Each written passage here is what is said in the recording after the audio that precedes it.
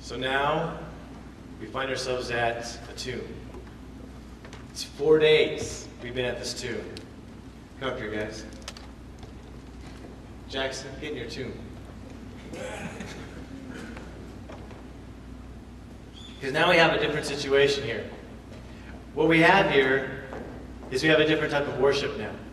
We talked about worship at the hilltop, what that means, how exciting that is. The kind of things that we want to express to the Lord about the enjoyment that we have with the relationship, and to pray for protection over all those things that would threaten this hilltop experience, this hilltop relationship.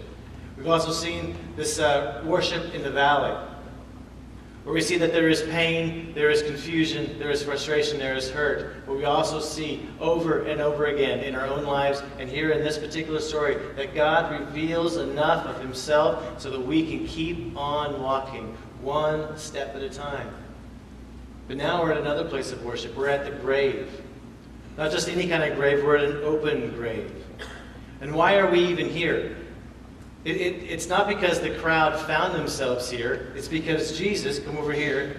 Mary and Martha, come over here for a second. Jesus said, let's go to the tomb. So they were asked by Jesus to go to where Lazarus was dead. Now all the disciples were there with him, and the crowd that was there with him. We're all at this place at the tomb. We're all here now at this place looking at the tomb. Now there's a stone that's rolled over it, right? And so when Jesus says to the disciples, or says to whoever, says they, he says that remove the stone. And the scripture says, and they rolled the stone away. I want to know who they are. It doesn't say in scripture who they are. Could have been the disciples, possibly. Could have been Mary and Martha, not likely. Could have been Jesus, who knows? Could have been the Jews. It could be very well the possibility that the Jews were the ones who rolled the stone away. But either way, what we're looking at now is that there's death. We're at the grave, and now Jesus says, let's not just be right here on the outside of this grave. He says, let's roll the stone away. And we know what Martha says because of that. Martha says wisely, it's been 4 days, Jesus. It stinks. He's been dead for 4 days. Look in verse 38. It says, then Jesus, deeply moved again, came to the tomb. It was a cave, and a stone lay against it.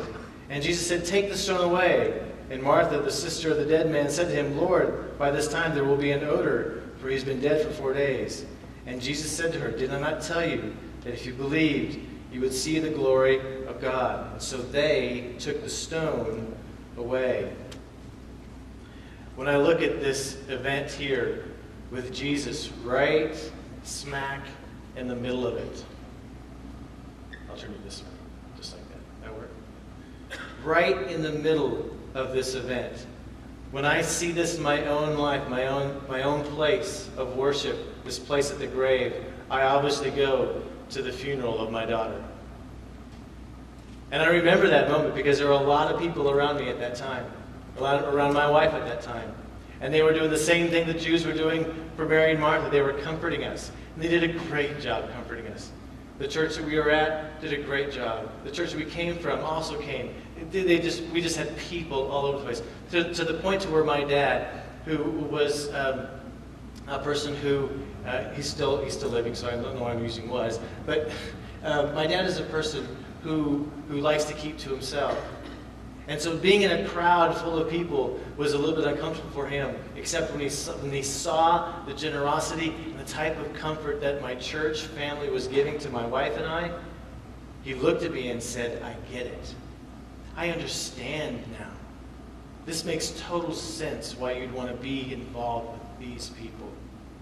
So we have this situation here, and I'm looking at this, and all the while I have in my own life, I'm looking at all the people trying to comfort me, but my eyes cannot keep away from looking at this little tiny casket. I can't keep my eyes away from it. I try to break free from it, and I try to talk and be with people, but my eyes go right back to the grave. So I'm staring at this grave. Everything seems hopeless.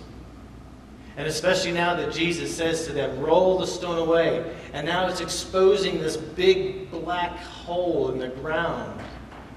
And it's right there in front of us. Does this sound familiar for some of us here?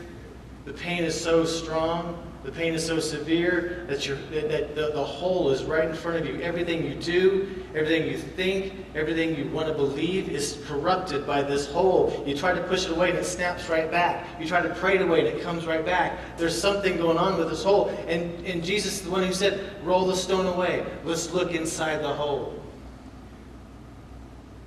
This was hard for me to think about. Worshiping at the grave. He asks everybody to come to the grave, to come to the hole. And everybody is just staring at the hole, wondering what Jesus is going to do next. No one knows. We know because we know the story well enough, right? But we don't know what Jesus is going to do next. Here's what he does. He turns in verse 40. Let's go 41. So they took the stone away, and Jesus lifted up his eyes and said, Father, I thank you that you have heard me. You know what this sounds like to me? I wonder if everybody is expecting Jesus to do another eulogy. Maybe the Jews and maybe the people around are going, oh, this is Jesus' time to say some nice words about Lazarus, about his relationship. Father, I thank you for bringing me here. Thank you for bringing us here. Because they don't know, right? We know, but so try to put yourselves in their situation, their position. What do they know? Jesus has to roll the stone away. He wants to pay his respects. Jesus is a famous guy, and so he says, I want to give my last eulogy. Everybody's expecting a eulogy. Some nice words. But that doesn't happen, does it?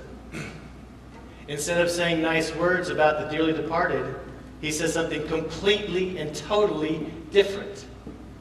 He looks into the hole, this big black hole that's a grave, and says, Lazarus, come out.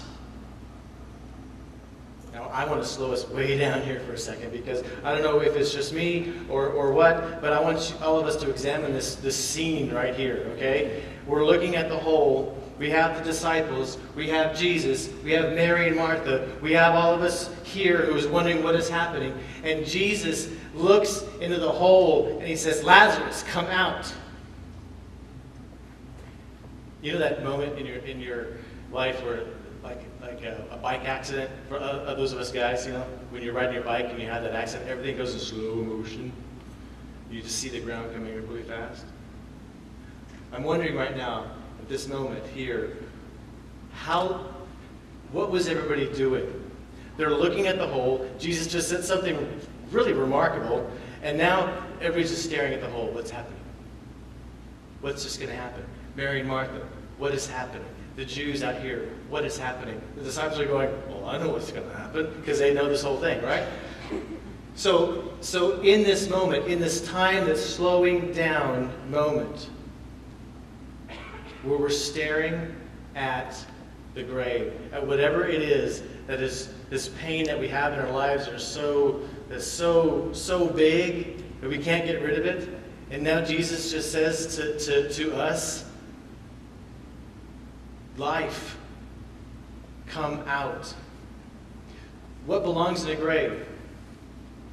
Dead people. Thank you, Anna. Dead people belong in a grave. But not this one.